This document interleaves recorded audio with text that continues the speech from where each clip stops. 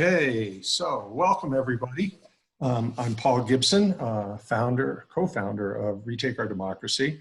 And Roxanne is not going to be with us tonight. She's been in Arizona with her family and just got home a little bit ago and is pretty much toast. So she's lying down.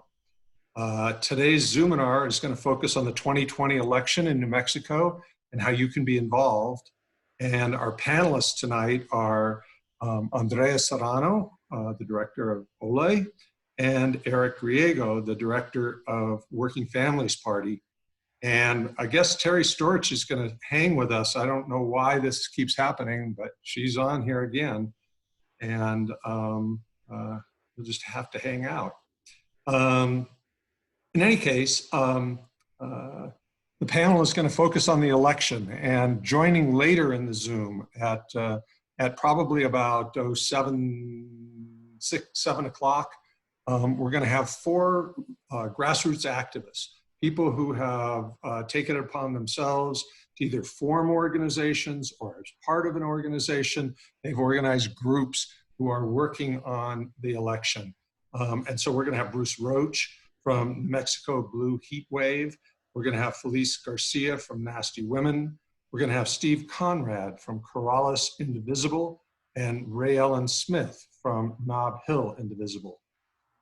Before we get started, though, I want to acknowledge that we are on stolen Tewa land, and we want to thank the Tewa people for being stewards of this land for centuries. And we also want to send out our hopes that the Navajo and Hopi nations are able to turn back this COVID virus that has really scorched their communities. I also want to alert our attendees, we're not 100% sure that this is going to happen, but we're pretty sure. August 18th will be our next Zoominar, and it's going to focus on water. And Melanie Stansbury is going to be joining us, and along with a panel of Norm Gaum, who was the former director of the Interstate Streaming Commission, or Stream Commission. And so we're going to really be looking at the water issues in the state, and you can get a preview of that in that Melanie is going to be on our radio show on Saturday at 8:30 a.m. and we're going to be talking all things water. I'm going to orient the people who are on the Zoom to how this works.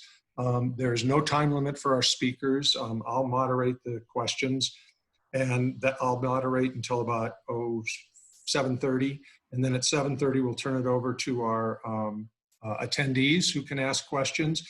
Don't ask questions in the chat unless you're asking other people in the chat, but there's a Q&A box down at the bottom. If you scroll at the bottom of the Zoom page, you'll see Q&A, and you can click on that and you can write questions.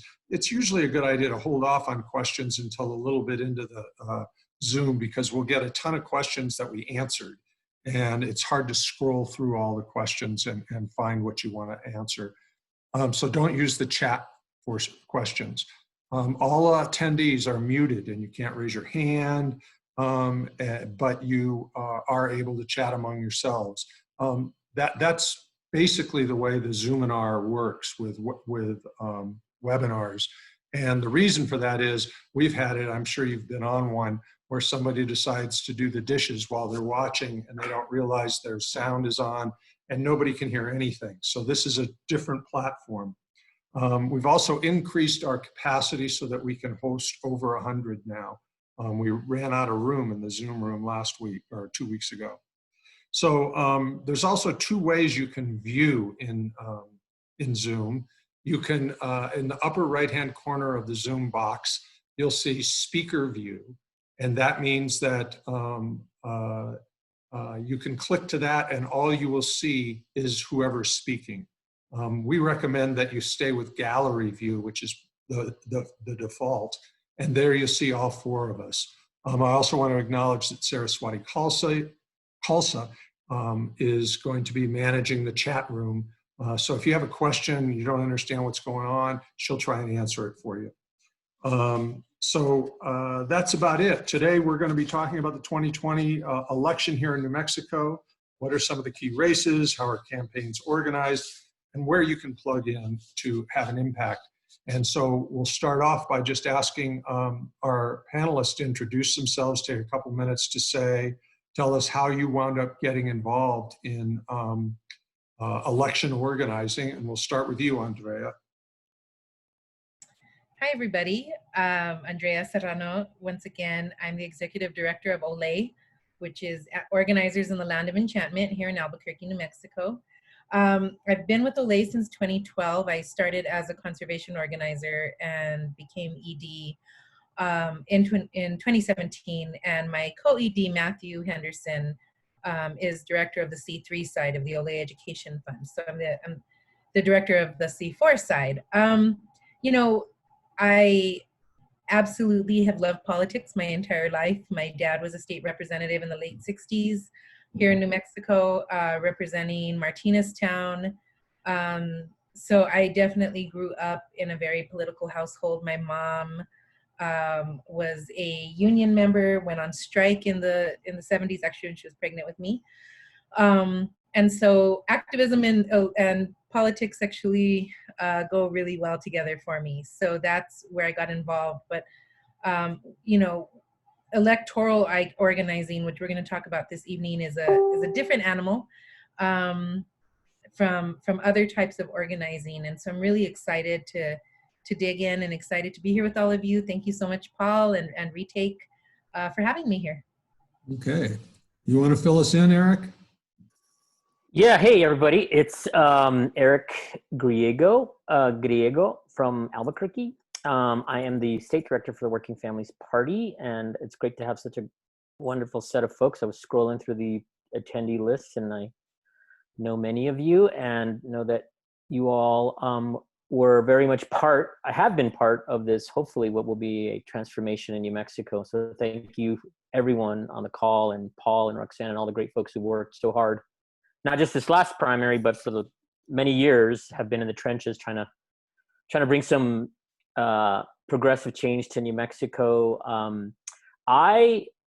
That's a good question about how'd you get into this. And I like to joke that it was a series of bad decisions, but I actually studied public policy. I didn't get involved in the political side. I was a kind of a policy nerd for most of my career. And then when I moved back home into Albuquerque in 1999, I was going to run for office, and instead I ended up getting involved in a congressional campaign and ended up running that congressional campaign, learning lots and lots, and then did some, and then was a city councilman, and I also did for Albuquerque, and then I also did a lot of political campaign work for a number of folks at all levels, and then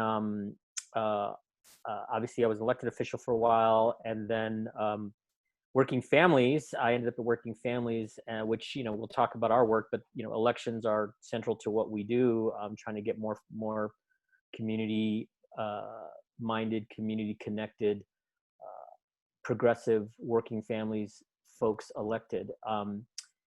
So I, in 2008, while I was in the state Senate, I tried to get something called fusion voting studied, which is one of our, we'll talk about it a little bit in a minute, but while Working Families on that, and was a big supporter of the model of Working Families, which is really this idea that we can really try to buck up the Democratic Party and to really hold them accountable and build power to do that. So great to be here with you. I'm looking forward to a good discussion. I know a lot of you know as much, if not more, about politics than I do, so I'm looking forward to it. Thanks for having us, Paul. Sure. Okay, so to some degree, there's a perception that Working Families Party plays some kind of a lead role in what has become a loose confederation of players that includes 501c4s, grassroots groups, and some large national funders. Can you, both of you can take, all these questions are for either or both of you, so but maybe we'll start with Eric on this, since it's about Working Families Party. How does all this coalition come about, and how does it function? Well, I feel like I want to punt all these to Andrea, because many folks don't know that but for OLE and some of our allies, we wouldn't have been here. And actually one of them's on the call, Javier Benavides, who was also one of the pioneers who was trying to get WFP off the ground here. So I actually was part of the was just started working with them part-time a few years back, and have been full-time for the last year. But it was Olay and a lot of really good groups who tried to kind of get a WFP chapter off the ground. In 2016 is when we started sort of putting the pieces together.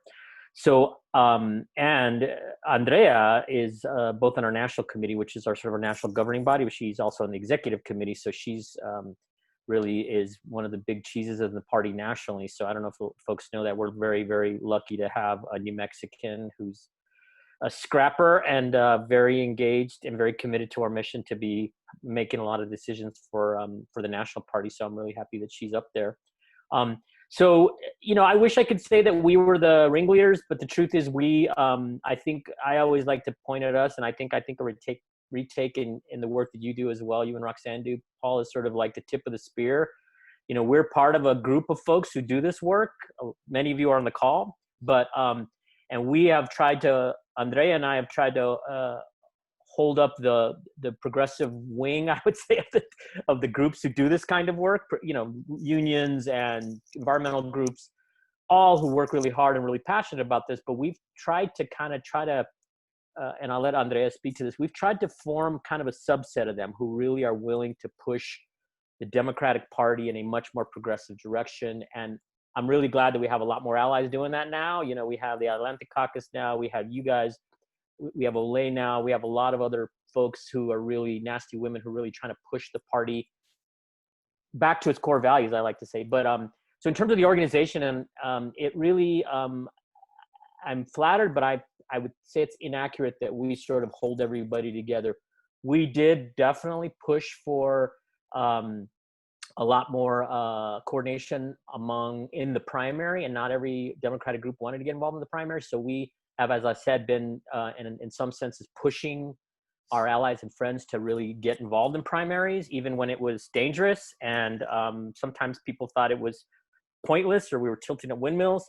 But I will take credit for that.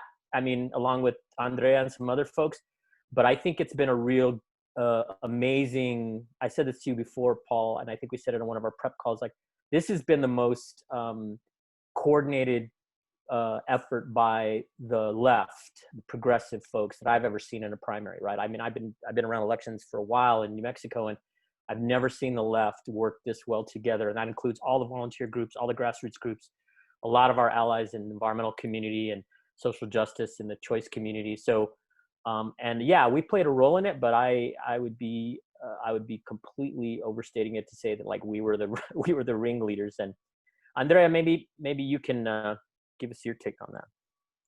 So, Working Families Party, absolutely, we're the ringleaders in a certain way, and I think in that way, it really was about running in the Senate primary, running a really bold campaign. I think which was counterintuitive for some folks, because I think for a really long time, you know, we ran sort of under the radar, very stealth, planning, you know, very quietly, and then sort of came out with these independent expenditures to support candidates. And, you know, Working Families Party was talking very publicly about these primaries right after the 2019 session. And that was exciting, because I think that's the moment we're in, is a really bold moment.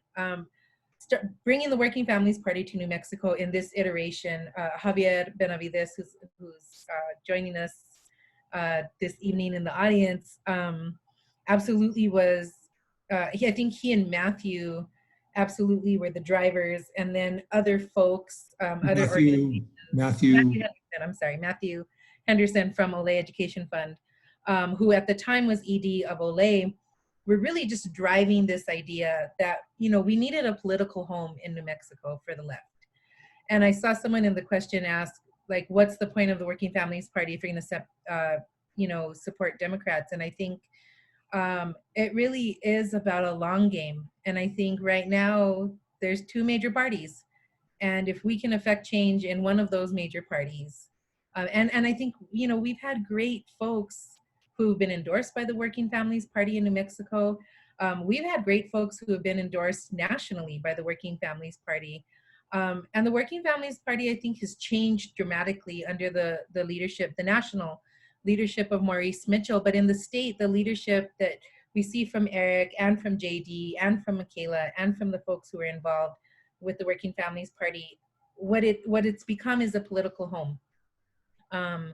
And so, you know, looking at it as that, I don't know that I would say ringleaders overall, because, but what, you know, what I do think is that the whole No Corporate Democrats campaign really was conceived by Eric, by the Working Families Party, by other folks. I know Javier.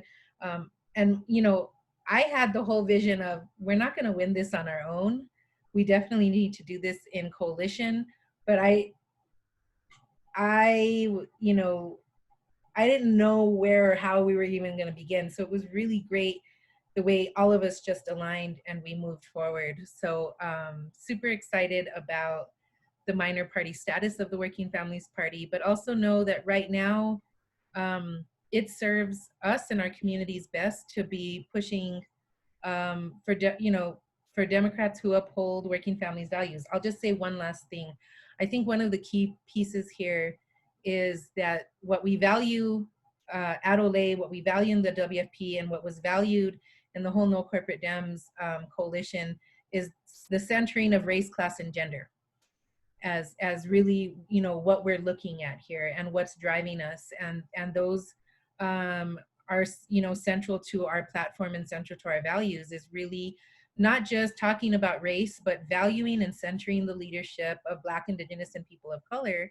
And you know, that's what we're starting to build on. Okay, so can one of you explain? You mentioned that you were an IE, an independent expenditure, and you know, and you were waltzing around about whether you're the ringleaders or not.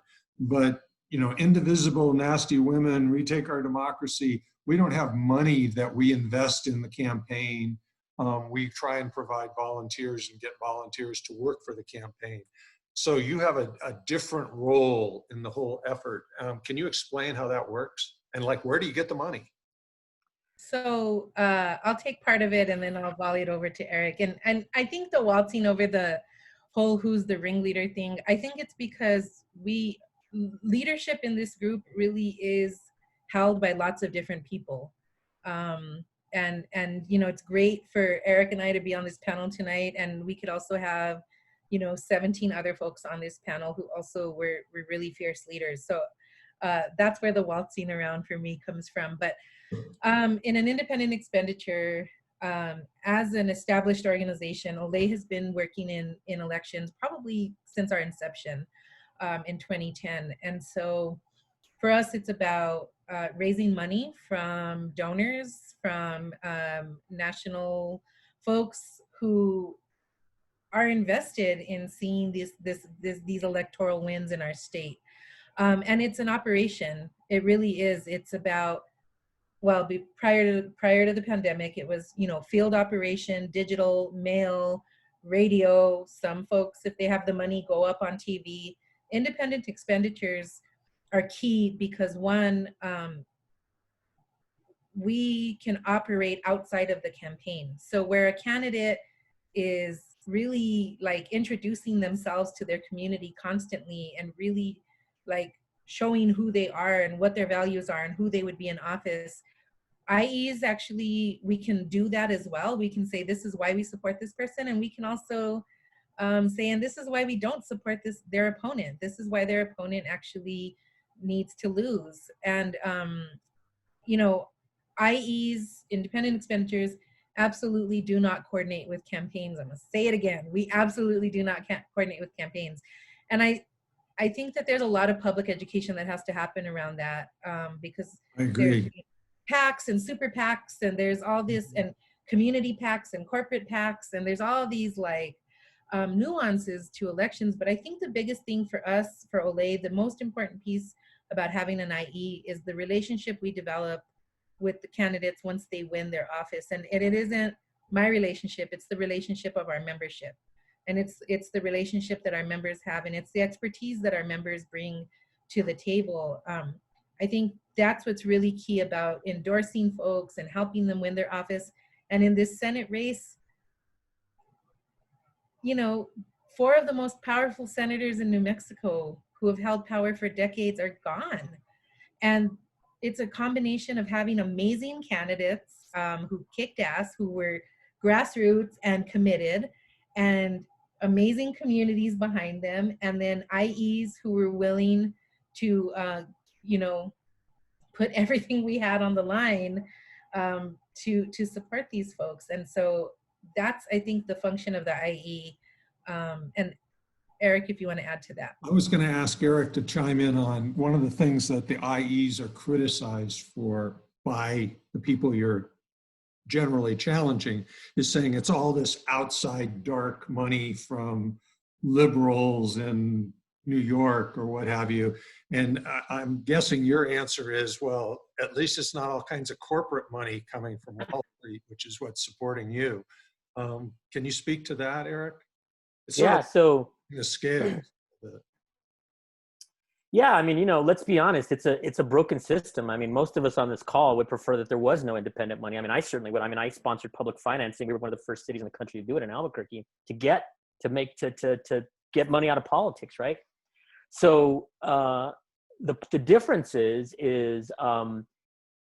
when Chevron, as they did in this primary, dumped over $1 million to elect people who are loyal to their agenda, right? And they did it in the last cycle for against Stephanie Garcia Richard, and Big Pharma does the same thing. So if you look at the scale of IEs on the other side, right, pharmaceutical industries, private prisons,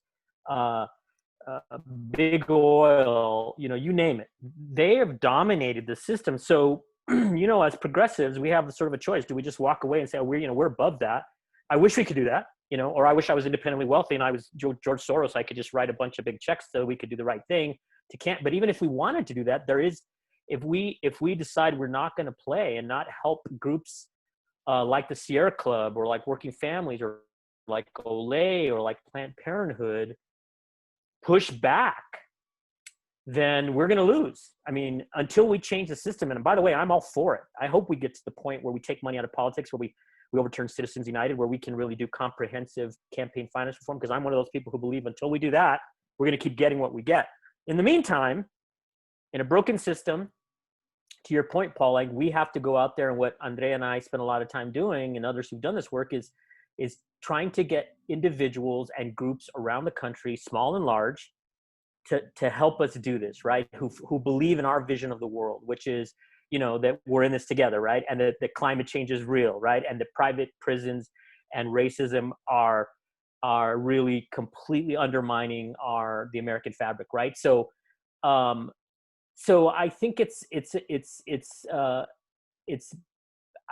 offense, because we played a lot of offense in these races, and I know it's hard as candidate, because I've been a candidate too. I know it's hard for folks like Carrie and others who really, you know, they want to run their own races, and some of them were in a great position. But when Chevron dumped $1 million and they were rebranding themselves in Carrie's race or in some of these Senate races, right?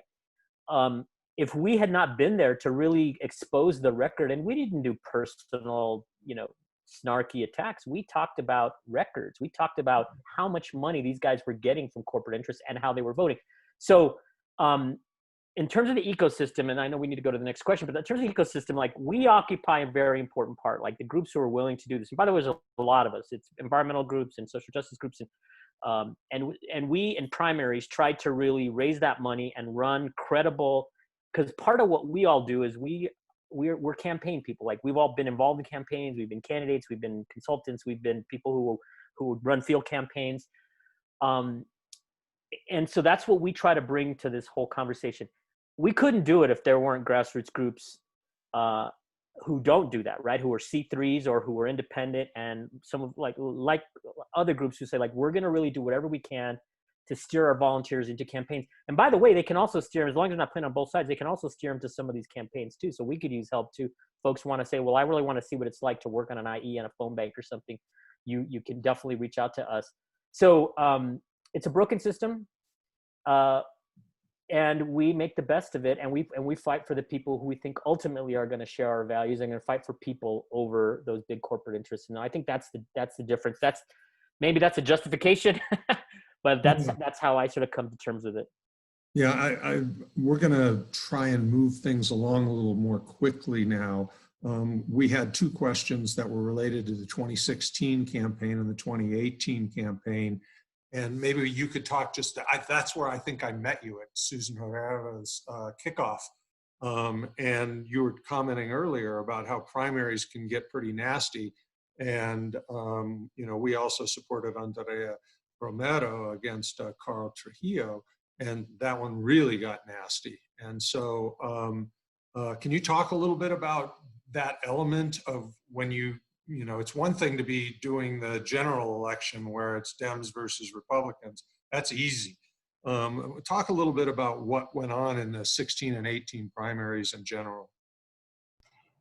Can I just argue really quick that a Democrat isn't necessarily a Democrat in a primary? So if I can, I'll speak a little bit to 18. Well, actually, I think 14 is really where the conversation begins, when the Republicans took control of the House and Susana Martinez was governor, and won re-election, and everything was pretty bleak that day after the election. And I think that was where a lot of the C4 organizations really began to examine the work, right? And really think, all right, what do we need to be doing differently? And I think it's been now 3 cycles of working differently. But in the primary in 2018, for Olay and Working Families Party to take on Debbie Rodella and Carl Trujillo was, I think everybody just thought we were out of our minds. We heard from everyone who said, you can't win this. There's no way. There is no way. Yeah, they're great candidates, good for them, but there's no way. And I'd be lying if I said that I can tell you in this primary, I never doubted. But in 18, I was like, man, all right. And then I saw Susan Herrera said something in the Rio Grande Sun, the paper up there. I'm sorry, she wrote it on Facebook. She said, I'm not afraid of Debbie Rodella, and you shouldn't be either.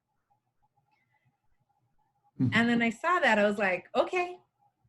And Working Families was leading on that, doing the IE on that race, and we were on Carl Trujillo, and we went after him on the sexual harassment allegations because we looked at it from this perspective. It ran in the newspaper a couple of days. And there was also false equivalency being drawn between reimbursement for Whistle Pig whiskey and sexual harassment of not just one person in the Roundhouse by Carl Trujillo. Even if Laura was the loudest voice who came out, there were stories, and other people came forward and didn't do so publicly. And so for us, it's pretty egregious that wasn't bigger news. And so we made it into bigger news. And, it wasn't a popular decision with everybody. I still have zero regrets about going that direction with the mailers, because I don't think that anybody, I think that there's a lot of sexism at play still in elections. And I think that sort of the media's ploy of creating this false equivalency between Andrea Romero messing up on a reimbursement and then this very serious allegation against Carl, I think that I stand by those mailers that really went after him. And so, working in those primaries and going after Democrats, you're taking a big risk, because if you don't win, then you still have to work with them in the next session. But when you look at the relationship up to that point, they weren't voting with us anyway.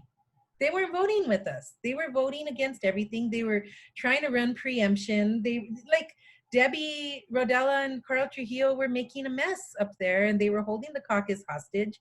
So we didn't have anything to lose, and then we won, or, you know, we helped win. So it was a great feeling. And if Eric, you want to talk about Susan. Yeah, so quickly, so 16, and, you know, Carrie may remember this. We, back in 16, Javier Benavides was running Swap Action, but they had a C4 at the time, you know, a political arm of Swap. And part of what we haven't talked about is recruiting good candidates, right? So especially women candidates, I've heard this statistic that, you know, women have to be asked, candidates have to be asked multiple times. Some people say 7 times, some people say 2. It doesn't matter.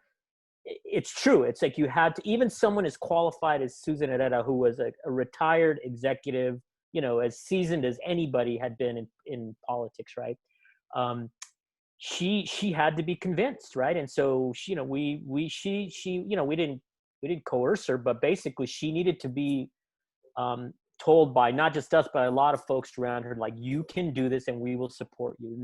And she did it, and she won. And you know, Rodella, you know, it wasn't personal, like, for me, you know, but I just knew how detrimental she had been to the Democratic and the progressive agenda as the chair of a very powerful committee in the House, and how much she had really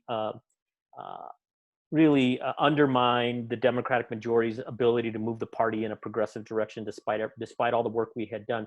But in 16, Javier and I and a group of folks, where we went on a recruitment tour, and Carrie probably remembers this. I don't know if she's still on the phone, but in the call, but, you know, Carrie was, you know, she was like, I'm waiting my turn. Carrie Hamblin, who are you talking about? Carrie Hamblin, who ran, yeah, I'm sorry, I'm just assuming people. Carrie Hamblin, who's the amazing candidate who just won the primary in SD 38, defeated the pro tem of the state Senate, and we're all, she's going to be a force up there. Carrie's going to be a force. But, you know, we went and we met with her, and she said, look, I'm going to wait my turn. You know, Papin's going to be done, and you know, I've got work to do. I'm doing a lot of good work. And, you know, we were bummed, you know, and we were on another recruiting trip. We were asking others, like, is there any takers? We were trying to get someone to run it. There was a great county commissioner in Luna County. We were trying to run against Smith. And to be honest, in 16, we just didn't have the kind of luck we had in 18 in terms of candidate recruitment. But we knew then what we all know, which is we had to get rid of these really terrible corporate Democrats. Well, the good news is for folks like Carrie, like, you know, the reality came around this cycle, and she was able to do it, and the time was right, and she ran a great race, and she's going to be great. So I think part of this is all of us, I hope somebody on this call, need to always be thinking about, okay, who is on our bench? Who is in the wings? Who can we talk into running? Who's going to represent our values up there? And groups like us, we're willing to jump in these races if you're willing to really do what Carrie and Naomi and Pam and these other candidates, Leo Jaramillo, did. Like, they're going to work hard. They're going to listen to their campaigns, and they're going to, and guess what? All of us on this call and many, many others are going to hold them accountable. And Carrie knows that. Carrie, you know, I know Carrie's going to do the right thing because I know her record. But if they don't, God forbid, all of us are going to be up there reminding them how hard we all worked and how much they told us they represented our values. And I think the better we do at recruiting candidates like Susan, like Carrie, the more satisfied we're going to be with the outcome. Okay. So most of our listeners know, and we've been talking about it kind of in a way, but not real directly, that the 2020 campaign primary was like everything came together. And can you talk a little bit about how that we wound up moving from, you know, knowing the Senate had to shift to, you know, identifying specific candidates who are going to be running and which races you're going to be plugging into, and the role that volunteers played in getting this done? We still have to get these folks elected. I'll go first, and let Andrea jump in. So first of all, you know, we had our own methodology. We actually did try to be somewhat objective about it, right? And I think a lot of you have seen Eric Shimamoto's analysis, which is great, right? He put two really important pieces together. Like, these are all coalition people who are willing to do transactional politics with the Republicans to get powerful positions. In addition, folks like John Daniel, who was over at the Center for Civic Policy, Civic Action, had a similar analysis. Back in 2016, we had a similar analysis, like who are the most problematic candidates, right? We added a couple factors to get everybody on the same page. So in addition to like this coalition, are they coalition lovers? Do they are they out of step with our progressive values? But as Andrea said earlier, a big one for us is they had to represent the communities that they came from, right? So we need more women in politics because they're grossly underrepresented in the state legislature, as we all know. We need more people of color in politics who represent, and they have to be people who represent our values, right? Who share our values, right? So there have been a lot of great, for example, folks of color who, who have been, we had a governor who didn't represent our values. So it's not just do they look like New Mexico? The question is, do they share our core progressive democratic values? So, and then the last factor that we really looked at in this last cycle was how out of step were they with their districts? And the irony in all of these districts is you had people representing some of the poorest, some of the most underserved districts, and just were utterly out of step with their district. The only one who, and one of the most worst ones, is George Munoz in his district in Senate District 4 in McKinley County, where, as we all know, some of the toughest social conditions, and yet he continued to vote for progressive, he continued to vote against progressive platform issues, things like healthcare and all the things that would have helped his district probably more than most districts in the state. So we looked at all of that and we put it together, and we said, if we're going to do something transformational, we can't just kind of like, do one here, one there. We had to go after this slate. Not everybody thought it was a good idea, right? But it was a slate. It was 5 of them in the end. And we won 4 of the 5. And then we considered Leo Jaramillo a bonus because he kind of came in late and that was an opportunity and we helped with that one. But he wasn't part of the original slate. It was 5. And 4 of the 5 Senate districts, the Senate Pro Tem, who Kerry beat, the Senate Finance Chair, who was a 32-year incumbent, who Naomi Martinez-Parra beat. Of course, Pam Cordoba beat the terrible chair of the Corporations Committee, who killed every good progressive piece of legislation that came near his committee, or watered it down and made it his own. And then we also defeated the chair of the Indian Affairs Committee, who was not a very good, not just on environmental issues, but on a lot of issues, was out of step with the party. And then, of course, when Richard Martinez, who most people thought was also losing touch with his district, became vulnerable, and we had a good candidate. Leo really started representing progressive values and talking seriously about representing those. I think a lot of us jumped into that race and say, here's an opportunity. So that's a major change. That's a major change in the Senate. And I hope we will get to see this log jam of progressive legislation that's been held up for so long really start to pass. And I think it's all on all of us to make sure that's the case. I'm sure Andrea has thoughts. Yeah, based on their records and how they'd been just blocking. We knew the biggies that we had to go after: Clemente, Mary Kay, George Munoz, and Gabe Ramos. I think was another one that was just such a bad appointment for a lot of folks, and so that was really an important one. And then folks thought, John Arthur Smith, that's going to be impossible. That's the impossible race. And Working Families was like, right. And so that's part of what worked, I think, for the work that we did, where the different groups really made different races our priorities. I think the presentation that Eric Shimamoto did and took all around the state, all on his own, no organizational support, much like so many folks on this call, no organizational funding, but are out there doing the damn thing. Like, I think that just started getting folks really excited and also pissed off. That, like, part of it is inciting folks, and just when you paint a really sort of obvious picture for folks, then they're like, holy shit, really? Whether it's the money that was being put in and all of those things.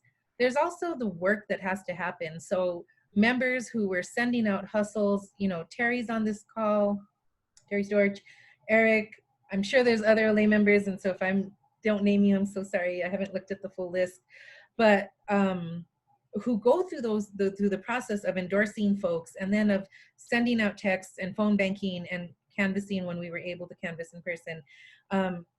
And I think that, you know, and I know Eric Shimamoto posed this question of how do the grassroots orgs get involved? And I think that's part of what this conversation is, right? Is finding that alignment and finding those ways, you know, for groups who can't become an IE, there's still so many ways to work on these campaigns.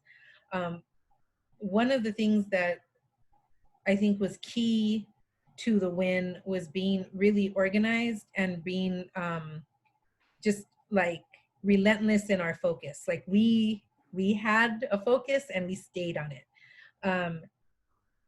In terms of the IE work, the candidates themselves, whether it's Carrie or Naomi, Noreen Kelly, who ran against George Munoz, Noreen Kelly was running amidst a pandemic that had locked down her district. And Noreen Kelly was also spending her days not campaigning, but delivering food and masks to her community. And not food and masks with like a Noreen Kelly sticker slapped on them, right? She was out there doing for her community and then like making phone calls at night and campaigning at night. And so that race, I think it would have been very different had there not been a pandemic lockdown. I think that voters weren't allowed to leave their communities to go and vote. Mail was disrupted. It was unlike anything we'd seen. And so, you know, just these really badass candidates made it, it was inspiring. The 5 candidates plus Leo, you know, they just, all of them were just so inspiring and just ran some kick-ass races. It's really hard to support folks when you're like, well, you know, the lesser two evils argument. Not in this case. I think we had some great kick-ass candidates. And so now looking at these groups, these grassroots groups, and how do we all fit in, the way I look at it is that there's so much work to be done that there's enough work and then some for everybody. So it's about figuring out how do folks plug in and where can folks plug in, because the work is, it's sometimes insurmountable. So let me ask you this, you know, Retake spoke a lot with you both. We spoke with JD Matthews, Javier. We talked to campaign managers and to other political operatives to come up with our priorities. And because we don't just make them up out of thin air. And so we've got 6 races right now that we've prioritized for right now. Now things change. But you know, our number 1 is Naomi in SD 35, because that's still a really tough race, because it's a pretty conservative district. We've got Harold Pope in SD 23 against Sandra Rue as our second priority. Brenda McKenna in SD 9, Sapiens vacant seat, and then Pam Cordova in SD 30. So the first 4 are Senate races that we feel like we need to, that's been our focus for a while, along with you folks. And then we have Karen Whitlock in HD 38 against Rebecca Dow. And our last priority would be Billy Heelan and in HD 57, I think it is 57 against Harper. And we kind of picked those 2 because we thought Harper and Dow represented Republican rising stars, sort of, that could be a problem if they get too much momentum. What do you think of those priorities? Are we missing a race? Do you think those are going to require a big lift from volunteers? Yeah, they they absolutely require a big lift, and IEs have to make really hard choices of where we're going to go. And so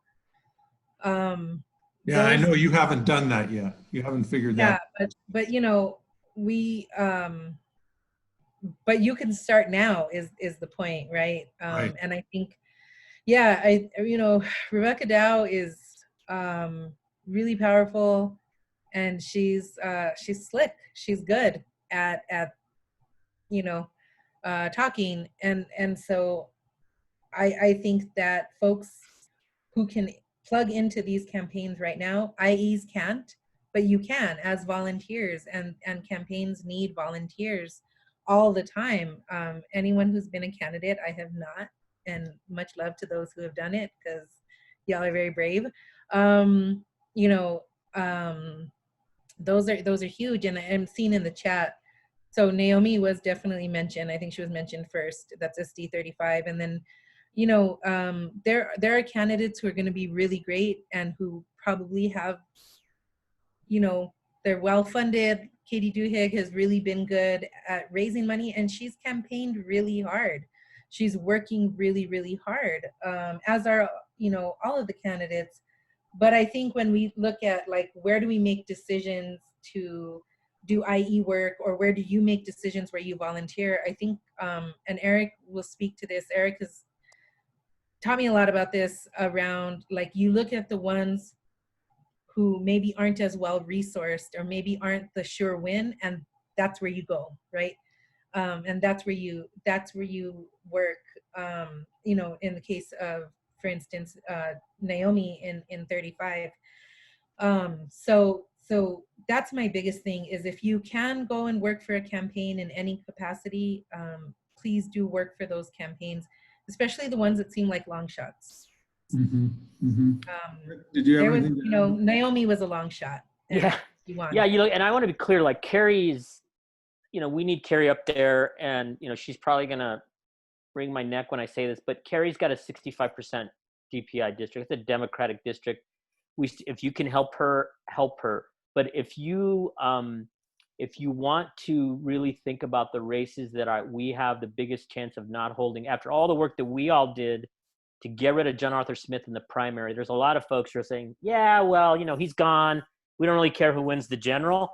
And, you know, cynically saying, yeah, I'm glad he's gone too. But like, for her and her life and her family and all of the work that we all did to get her through that primary, I think it would be terrible of us, and it would be terrible for the party, and it would be terrible for the progressive movement to say, to let her lose that one. The good news, it's a 47.8% DPI, and DPI is Democratic Performance Index.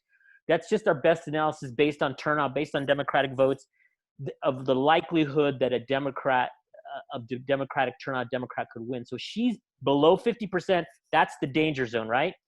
So if you say, I've got a tiny amount of money, a tiny amount of time to help, personally, I think she's the one that, for all of our sake and all of our reputation in terms of we can do this.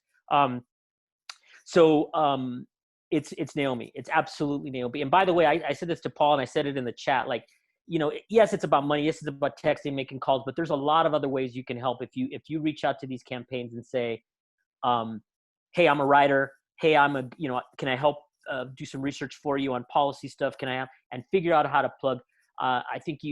Figure out how to plug in however you can. The other one that, you know, Katie Duhigg's an amazing candidate. She's raising a ton of money. I think we can pick up that seat. That's Senate District 10 against Candice Gould. I think that's one we can pick up. Harold Pope is another one where that's actually a Democratic leaning district. Sandra Rue has held it just by sort of playing kind of this very safe seat, even though he's a Republican who, when push comes to shove votes with the Republicans. But we're all in on that one because Harold's just an amazing candidate. He's a veteran. He would be the first African-American in the state Senate. But he's been a long-time WFP member. And so he shares our values, even though he's going to be told to be very safe in that district. One of the things we respect about Naomi is she ran on her values in a tough district where everybody said, don't talk about choice, don't talk about reproductive rights. And she has this powerful story of her own decision, very difficult decision as a woman, and her own pregnancy, whether to terminate a pregnancy or not. And she's also just constantly gone to bat for healthcare, constantly gone to bat for early childhood. So there's going to be operatives who say, oh, try to sound like a nicer version of the Republicans. And, Naomi's not out there saying crazy left wing stuff, but she's also running on her core values. And I think that's why she's going to win. But she needs your help. Totally agree with that one. Totally agree that if you can also help Harold Pope, I think we got to keep SD9, which is Sapien's old seat, and help Brenda McKenna. I think that's a good choice, Paul. I think that's a good place if people are, especially if you're in that Sandoval County area, that you ought to think about how you can help there.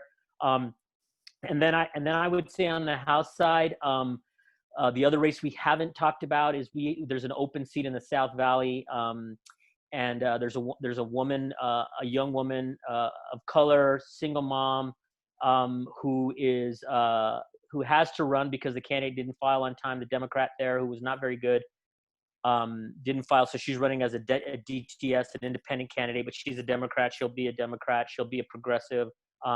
Is running against an old entrenched county commissioner by the name of Art De La Cruz. If you're not from the Albuquerque area, he fought us on democracy dollars. He fought us on paid sick leave. He fought us on development. So he's a write-in, and unfortunately, some of the establishment Democrats are getting behind him, including the incumbent that is just leaving. So if you're in Albuquerque or you want to work in this area, I would definitely steer you to look up Brittany Barreras is her name. And it's House District 12. So that's the other one I would just add to Paul's list. But I think those are all good races, Paul. I think those are all transformational. There's a few others that we could probably put in play. But I think that's a good list to definitely steer people toward. Well, it's interesting too, because I could see in the chat all kinds of people suggesting, as you were saying, Katie Duhigg and others, Claudia Reisner, one of the things you have to do at some point is you have to prioritize. If you have 100 people and you say, here's the races, that's not a priority list. So we're not saying that those are all the good races and all the good candidates that we could be having, but it's a start, and we could easily expand that list.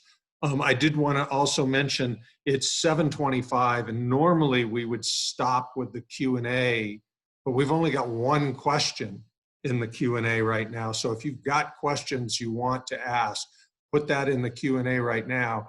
And we're going to move over now and invite Bruce Roach, Felice Garcia, Steve Conrad, and Ray Ellen Smith to join us. And Saraswati's going to work her magic to get them all on the screen here. It may take a second or two.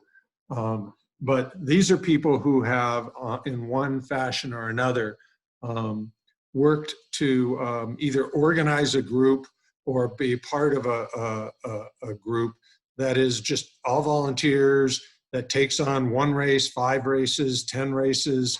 We'll find out a little bit more about each of them in just a second. Not seeing, no pressure, Saraswati. Not seeing, we see Bruce.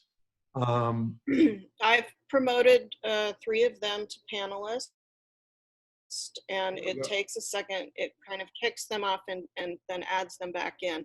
They need to put their video on. They need to put their video on in order to be seen on the screen. Okay, there's Ray Ellen. And Bruce, if you want to put on your video so that we can see you too. And we'll just start. Let's see. There you are, Bruce. The basic question is for all 4 of you as you join, is to tell us about how you got started doing this, supporting campaigns, and how do you coordinate, how do you decide which races to challenge in? And we'll start with you, Ray Ellen. Hey everybody, Ray Ellen Smith, president of Indivisible, Nob Hill. Just really excited to be here, and thank you for inviting me, Paul. So we started Indivisible Nob Hill about 3 years ago, 3.5, right after the last disastrous presidential election. We got involved in campaigns because we know we have to make change here in the state, in the city, in the county, and certainly at the federal level. So we've been around 3 years, as I said. We have about 200 dues-paying members now, all volunteers. Everybody steps up. Our motto is "We do things," because we get a lot of stuff done. It's really kind of exciting. We have about 1,500 people on the mailing list, and we meet weekly. Even during the pandemic, we have managed to hold a weekly meeting with 60 to 100 people on a Zoom call every single week. So that's the level of engagement that we have with all of our members and all of our volunteers. And what races are you looking at this year? So Bruce will take you through the races, but we're looking at looking at the races that that you've mentioned. In addition, I just want to mention that we were part of the planning group for an Indivisible wide state meeting that was supposed to happen in April. Lots and lots of people paid their money to attend the conference, and that all got canceled. And we've convinced all 300 people or so to turn their donation from the conference payment into a new PAC that we're forming for New Mexico Indivisible United, setting up this PAC. And almost all the money, very, very little of it won't go, but we'll split it among those 5 Senate candidates that we all worked very hard to flip that we were just talking about.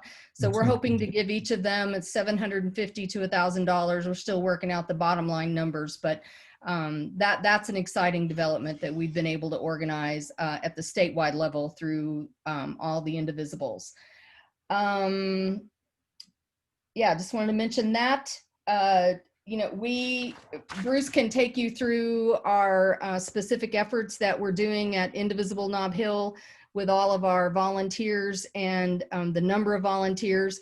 And I did create a little, you know, bad graphic there, but you know, surprise is everything. So this is how we engage people at Indivisible Nob Hill, and how we make sure all of our volunteers are supported. We give them options.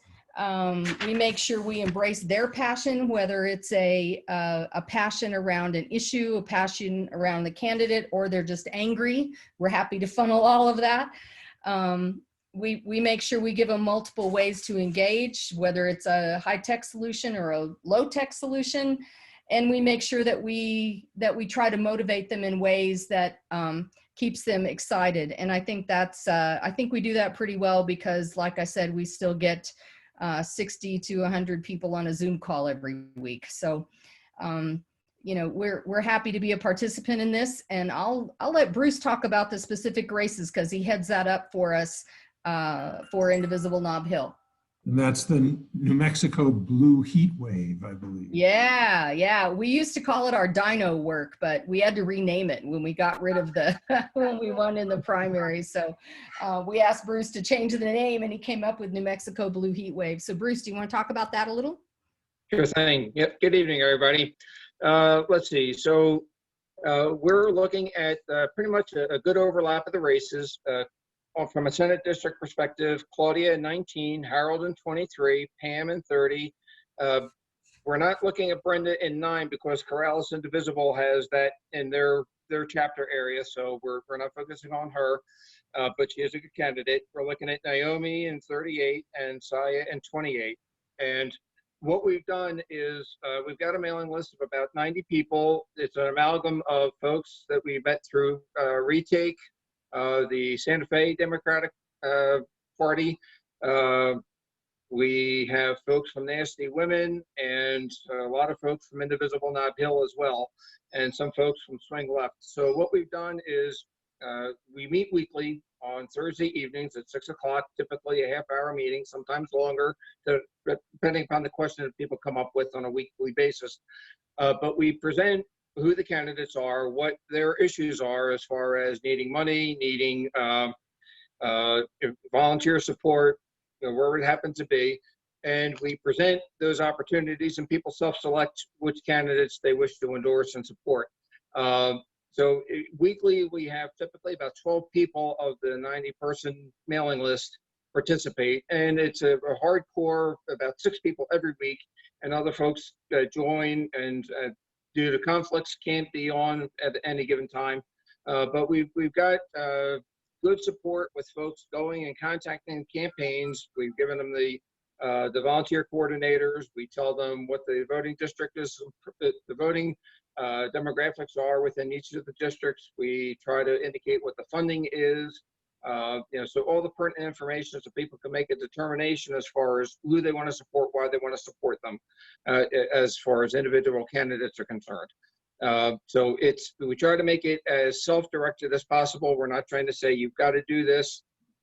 Everybody likes Pam, but they feel Pam's in a good position. They'll go ahead and support somebody else. People like Claudia, they've been working with her since the primary, so they're going to be focusing primarily on her. But if they have time freed up in a given, any time during the week, we've got other resources that are other needs that their resources can be applied to. So we try to make it as self-determining as possible for the volunteers. We do things from postcards to hub dialer to direct phone calls. We have resources for all of that in our weekly meetings, in our newsletters, and all of that goes out to lots and lots of people. And in addition to the Senate districts that Bruce mentioned, we also have a number of House districts that we're supporting, and obviously our Bernalillo County Commission districts that are contested, like Wendy Schwingendorf, and PRC District 1, Cynthia Hall, and so we're working all of that. Okay. Steve, Yep, exactly. How about if you fill us in on what Corrales Indivisible is doing? Wait, Steve, you're on mute. You got to unmute yourself. Okay. Unmute yourself. Are we good now? Yeah. Okay, great. Yeah, so, hi. So Corrales, we have probably 500 to 600 people in our Facebook group, and we meet monthly on Zoom calls, and our steering committee meets more frequently than that. The races that we've pretty much focused, we're Sandoval County centric. So we're really excited about Jessica Velasquez. She lost by 100 and some votes in Senate District 22, which is mostly East Mountain, but it comes down and touches Placitas and Algodones in Sandoval County. Of course, the focus of our attention is on Brenda McKenna. Damon Eli has been excellent in the legislature, and we're expecting to keep him there. Billy Heelan, like you said, and Gary Tripp, who's running in Northern Rio Rancho. That's Pal Drell's seat. And she was thinking about not running the last time, but she ran again. So we're thinking that maybe her heart's really not in it, and that Gary's got a chance. He's the former principal at Rio Rancho High School. We're also interested in a couple of county commission races. So right now the county commission is 3-2 Republican versus Democrat. And if we can flip one or two of those seats, we've got two excellent women candidates that are running in different portions of Rio Rancho that we're working on. And so mostly what we do is we supply volunteers to these campaigns, phone banks, postcard writing, the like. We also give them access to our Facebook page so they can advertise their fundraising events and advertise whatever they want to say about themselves. And the one thing that we're planning on doing is dedicating a week to each of these candidates. And so we'll have lots of events and lots of content in our Facebook page that's associated with each of these candidates. And I guess the one thing that I want to say is I'm also involved in a couple of other groups, the Adelante Progressive Caucus and the Placitas Dems and Friends. And so, it would be too much to talk about all of those. So I just gave you the kind of the spiel for Corrales Indivisible. It's kind of representative of the grassroots that we're doing. Okay. And Felice, you made it on. You have to unmute. You have to there you go. Hi. There, thank you. Hi, I'm Felice. Terry Storch is one of my cohorts in Nasty Women who was going to make this if I couldn't. Thanks for including me in this great panel. I am the founder of Nasty Women New Mexico, which I made a call to arms, about 3 days after the 2016 election, to women to have a safe place to talk about what we didn't like about what was going on both nationally and in New Mexico. And it just happened to bring together an amazing group of women who really wanted to make a difference. And before the pandemic, we would have monthly meetings and would bring everybody from brand new, unheard of candidates. At the time, Jessica Velasquez was one, to Michelle Lujan Grisham to our meetings. And talked about a lot of different issues that weren't necessarily being brought up in the general campaign news. A lot of topics that were of personal interest to us as women, but we also thought needed attention in the community that weren't getting enough attention. So we did that, and it was a way to introduce women to politics in a safe environment. They could ask questions, they could become educated, they could become involved in any level that they found comfortable.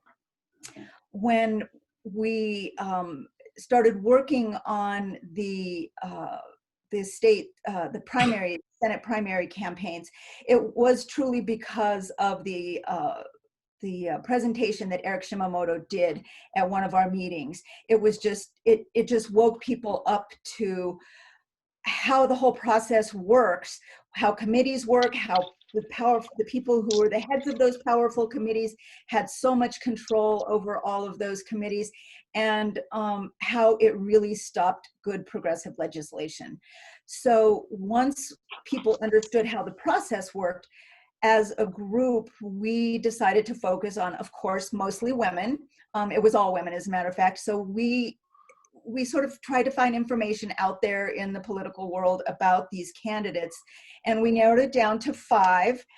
And we decided to take those 5 candidates and put together a presentation for our membership at large, which, we have a membership of over 230 people, which of course, not everybody is that active, but we tried to put together a presentation in a way that people could get engaged at whatever level they felt comfortable, whether it would be calling, whether it would be letter writing, texting, donating money, whatever level they felt comfortable with. We just broke it up into groups of 5, and 5 of people from the steering committee took on facilitating those groups and connecting any volunteer to the campaigns. So we connected people directly to the campaigns, so we wouldn't have the responsibility of determining what the script was. We wanted the candidates to lead the narrative because they know their districts, they know what they need, they know their people. So we just connected people to their campaigns, and we worked on, and it wasn't always an agreement. We didn't always agree on which campaigns we thought we should be working on, but I really feel we were absolutely instrumental in Naomi's win, in Pam Cordova's win.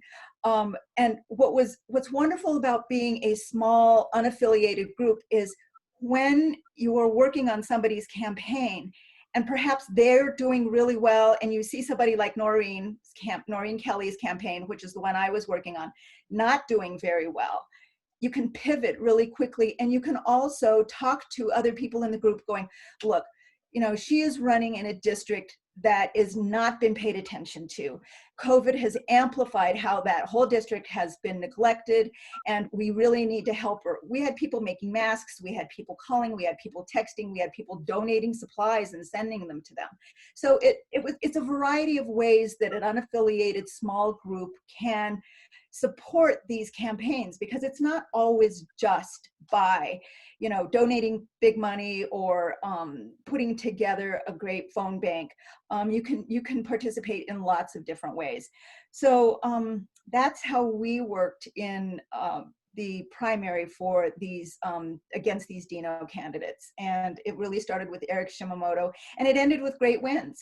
So we have monthly meetings. We've gone back to having monthly meetings on Zoom. It's actually opened up participation to people who couldn't get to the monthly meetings regularly. Right. And it also allows us to bring in multiple candidates in one place with scheduling issues, because a lot of times people couldn't physically get there, but you can, we've had people do Zoom meetings from the back seat of their car. So it's been a a good trip, and I hope we keep it up, all of us. Thank you. So I just wanted to add, for those, a lot of people have referenced Eric Shimamoto's tremendous presentation.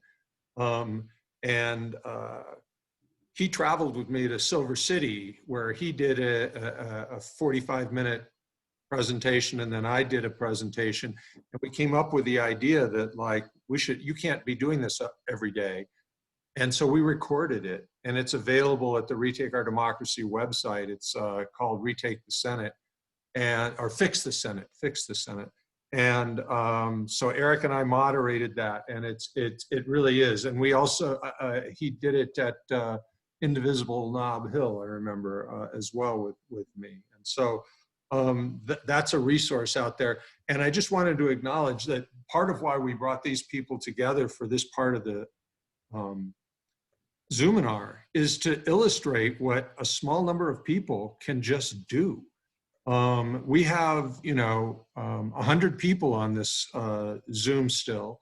And if all of you got involved in one of these organizations or the other, and started really working now on races, we would have a really potent force going out there. And the other thing is that we have one of our volunteers, Christy Holder, is going to be starting to reach out to the candidates' campaigns for the 6 races we have prioritized. And we're going to get specific information on what this was a suggestion from Eric Griego, finding out exactly what they want. He made reference to research. He also made reference to letters to the editor, things like that. That's like free advertisement for these candidates. And so we want to try and figure out how we can plug those kinds of skills in, because not everybody wants to do a phone call to, a stranger or text. And so we'll have better information in a week or so on what each campaign is ready to use you for, and we'll be publicizing that. So I just wanted to thank Ray Ellen and Bruce and Steve. Don't kill yourself driving, Steve, and Felice. And you guys can back off now, and we'll just return to Eric and Andrea. But thank you very much for joining us. Thank you. And so Thank you.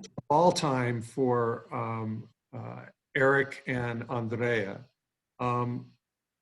What is your best case scenario? I mean, what do you see happening in November? And I'm interested in both your view on in New Mexico, but also on the national scene.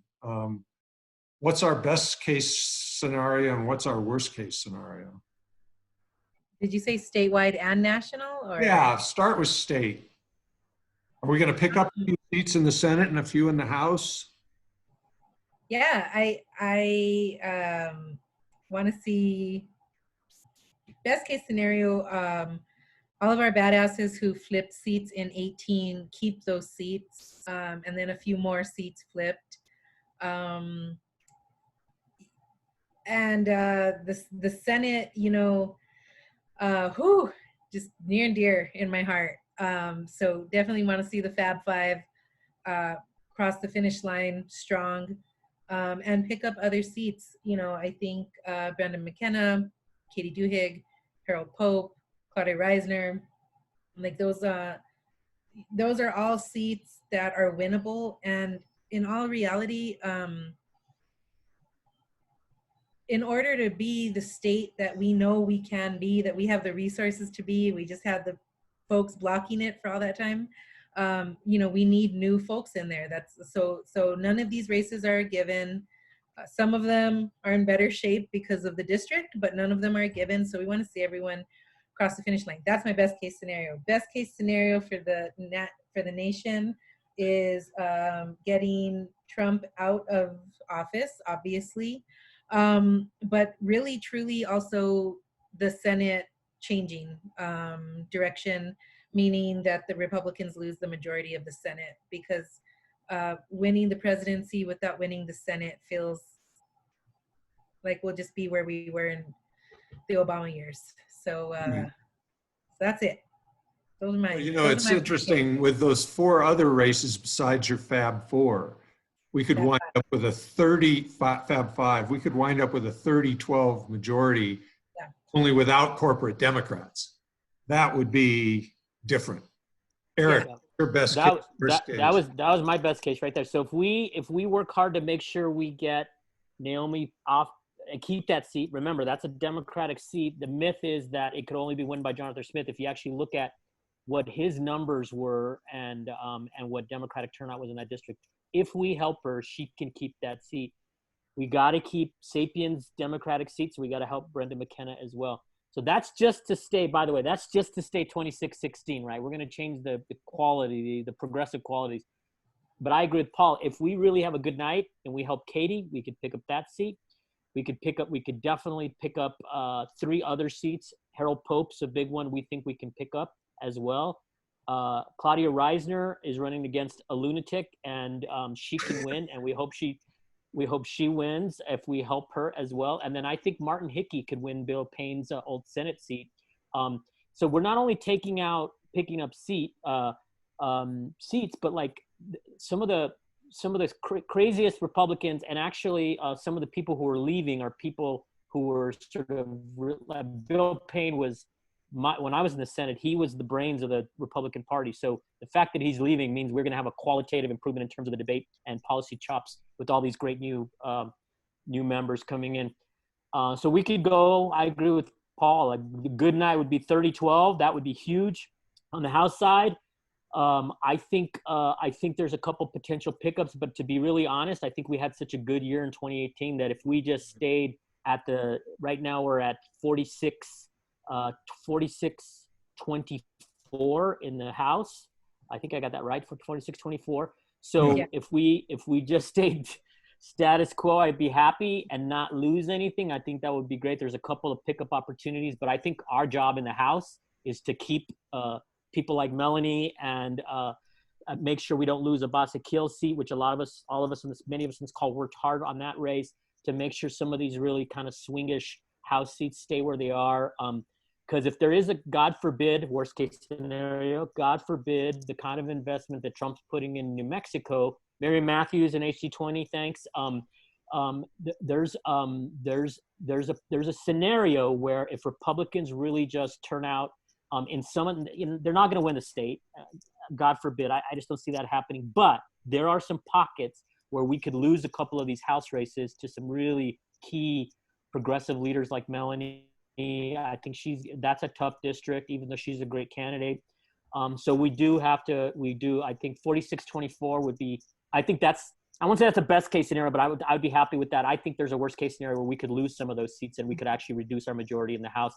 And then nationally, I think we can actually, I agree with not only the quantity in the Senate, in the House, but as you saw in a lot of races where WFP and others have worked in all around the country, we're taking out, getting rid of Elliot Engel, for example, in New York. Some of these races where we're not just, we're putting forward really progressive champions who are going to change the Democratic caucus, just like what we just did in the legislature, right? We're doing the same thing. And I think there's a scenario, Paul, where we can do that in the Senate and the House. And I won't even talk about the presidency because we all know that's an existential thing. If we don't get rid of Trump, I mean, we're all screwed. So I'm just assuming that our work is in the Senate and in the Congress, and that we're gonna make sure that we turn Democrats out and reasonable independents out, and anybody else who will vote for good folks. Mondaire Jones, yes, Jay Levine, Mondaire Jones. Can I add Willie Madrid down in Chaparral, New Mexico, way down south. Ricky Little is running to get that seat back. Ricky Little is whoo. So if you have some spare time, as we all just have so much time, I think Willie Madrid is worth looking into. Voted yes on HB 51, which was the abortion protection bill. Didn't always take the votes we wanted him to take, but I think Ricky Little is a really terrible representative.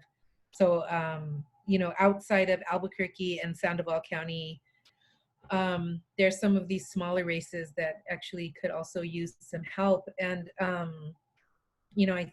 I I think that's really important. So I was going to say, one of the things that excites me the most is that, you know, the other day I think I was talking with Eric, and we were talking about how there really aren't a lot of stalwart, real strong progressives in the New Mexico legislature. I mean, there are people who are liberal or progressive, but, you know, there's no AOCs,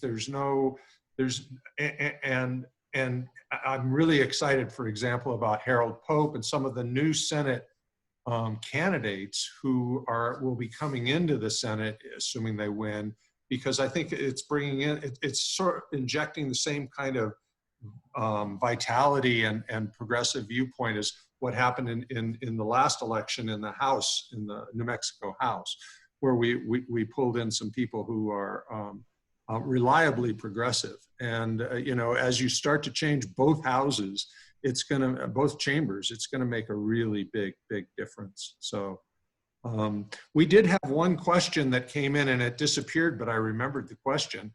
So the question was, does the Working Families Party ever endorse a Green candidate?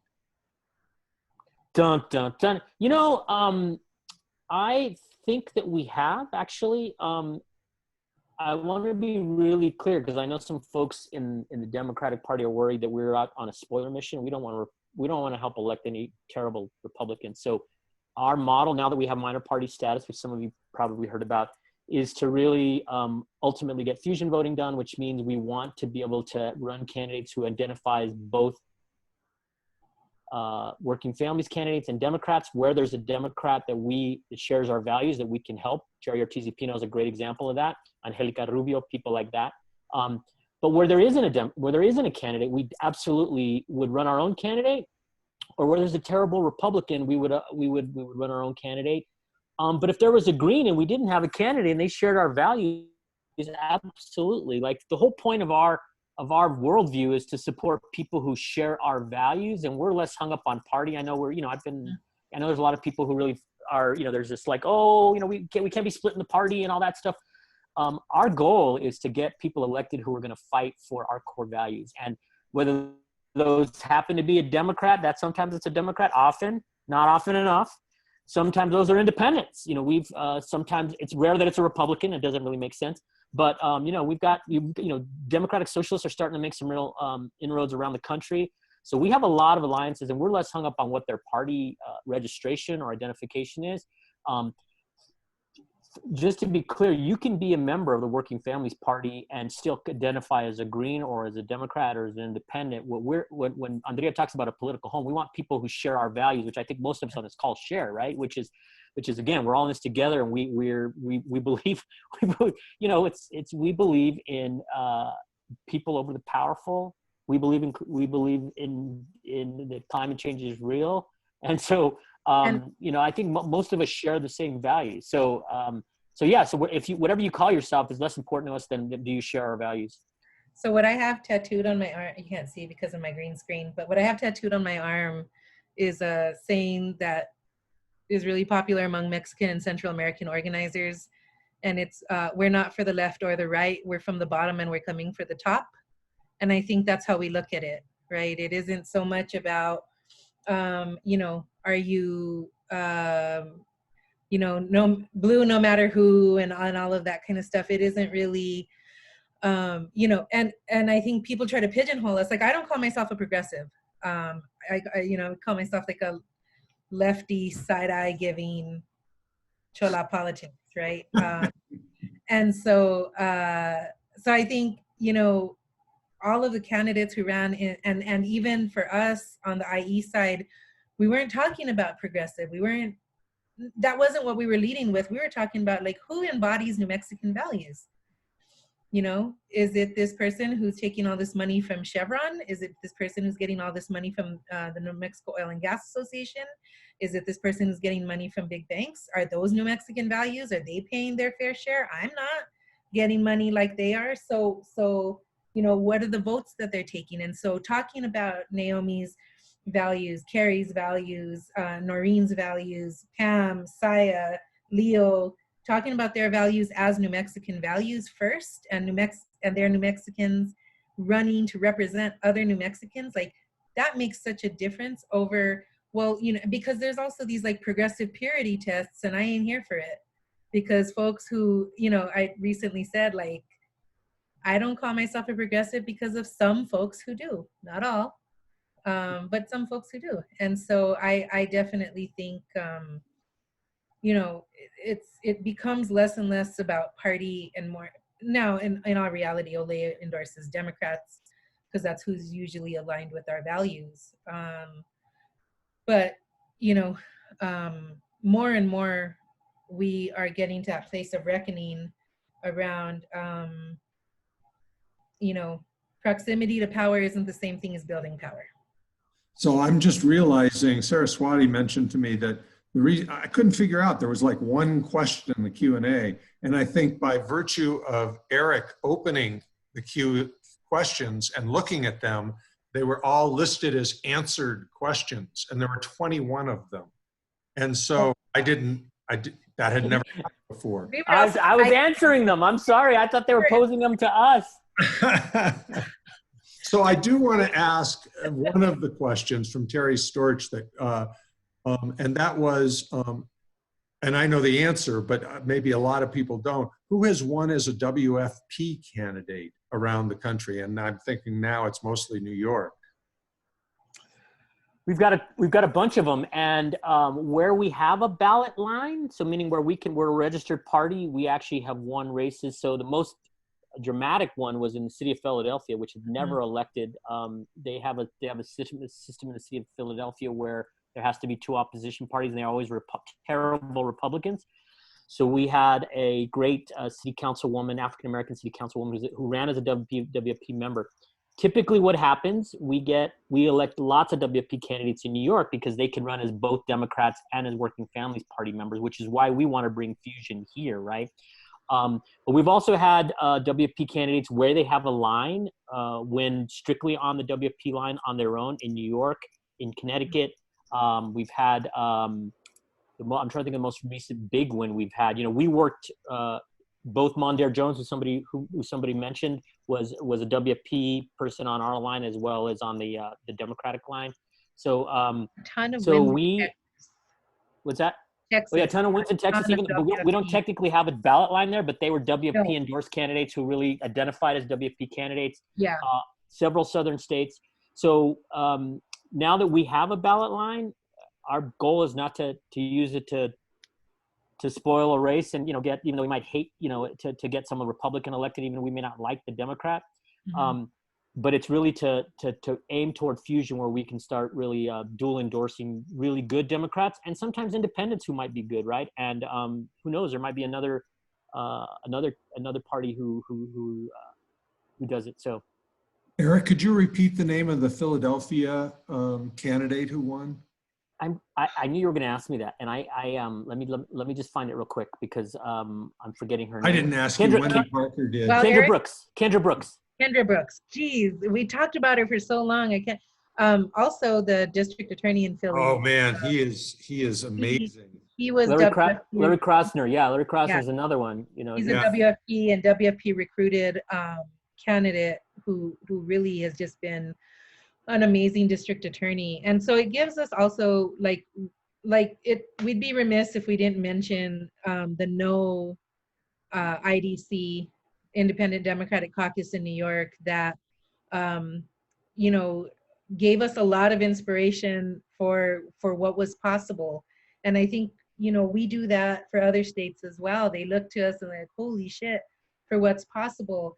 Some of the wins that we've achieved, we've just seen happen in Virginia, because Virginia doesn't have a WFP, but New Virginia Majority, New Georgia Project, Texas Organizing Project, New Florida Majority, like there are organizations all across the country who are doing really amazing work. And then there's grassroots organizations, there's Indivisibles everywhere. There are groups all across the country who are doing this work. And the more and more alignment that we're finding, not that you have to do it my way and only my way. It isn't that. It's about finding that alignment. I think that's where we see that change. And Maurice Mitchell, who I quote daily. He's the director of the National Working Families Party. During Juneteenth weekend, there was a really big action that Movement for Black Lives led, Working Families Party, Center for Popular Democracy, all these other national orgs joined in on. But they called it a moment that was all hands, no elbows, right? All hands on deck, no throwing elbows at each other. And I think that's one of the things, like when we get out of our own way and when we really see that there's enough, the world is wide enough, right? The tent is large enough and the work is so insurmountable at times that there's enough room for all of us. And so that's what's exciting about y'all who are on this call, the organizations that we work with, and the candidates and their campaigns, and ultimately what we see happening in Santa Fe, which is what we saw in the House in 2019, and the legislation that they pushed through was it was inspiring. And it's like it's a testament to what happens when you elect good folks. Elections matter. That is a hill I'm willing to die on over and over. So we are way out of time. In fact, we're 3 minutes over. And so I wanted to give each of you an opportunity to tell our participants how they can get in touch with you if they wanted to get involved. Eric, you want to go first? Yeah, thank you so much for this time, and thank you each and every one for all the work you did to get us this far. And let's rally into the general and make this an amazing year in November, across from the top to the bottom. I posted in the chat, and I will repost two things. If you want to just figure out how to get more info about WFP, you can text, super easy, text WFP to 30403. 30403. Real easy, just text WFP to that. The other thing is we're having a convening on Saturday where we're talking about how WFP's model, both nationally and in the state, to build power and to change things. And we want all of our partners and allies to be part of this. I know a lot of you have already been invited to that. If you still want to come, I also put in the chat and I'll repost it. Just sign up and join us on Saturday from 1 to 4. It's a virtual call, it's a Zoom call. And we're going to be talking about how we can build power together, and also kind of our view, WFP's view of kind of how we get there. But we'd love to have you all come and join us and give us your take on where we're headed. So I'll repost that before we leave here. Yeah, it's also in our actions and events page on Retake Our Democracy. And Andrea, you want to? I, in the chat, posted my email, also the Olay website. Facebook is probably the best way to get a hold of us. It's how we respond quickest. And then I also put our Twitter on there. And so we have some events coming up. One of the biggest fights that's going on right now, aside from all of the electoral work, is the fight for paid sick leave. And so, going onto our Facebook page, liking our Facebook page, it's a really great way to stay up to date and be mobilized. Oftentimes we need floods of phone calls and emails. And so, we center and follow the leadership of those who are most affected. So workers are at the center of our work. And that's who's leading the charge with their stories and their voices. And then the rest of us exist to amplify and mobilize. And so definitely please go onto our Facebook page. Olay New Mexico is our Facebook page. And then you can do all kinds of things. Go to our website, sign up to get email blasts. We're picking all of that up again. All of that kind of got put to the side during the primary because our comms director can only do so many things in a day. But we're picking up all of that communication again. That's great. All right, and I just want to remind everybody who's still on that August 18th, 6:30, Melanie Stansbury, Norm Gaum, and we're going to talk water. And there'll probably be another panelist as well. Talk water in New Mexico. Water is life. And everybody stay active, stay engaged. It's the only way we fix this mess. Thank you so much for being with us, and we'll be back again in 2 weeks. Thank you, Eric. Thank you, Andrea. Thanks, everybody. Thank you, everybody. Thank you, Saraswati. With us. Bye-bye. Bye.